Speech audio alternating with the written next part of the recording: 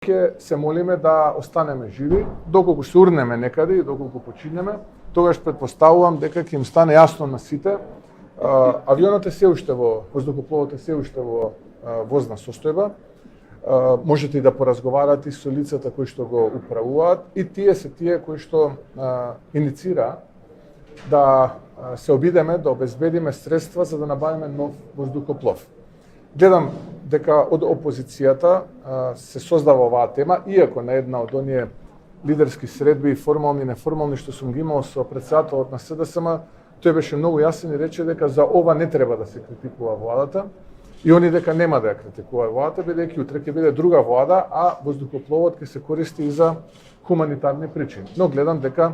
не си стојат на зборот и ние ќе се повлечеме од таа набавка и ќе се молиме да останеме живи, доколку се урнеме некаде и доколку починеме, тогаш претпоставувам дека ќе им стане јасно на сите дека оваа дебата за некоја идна влада и за некои идни премиери е одвишок и дека е беспредметна.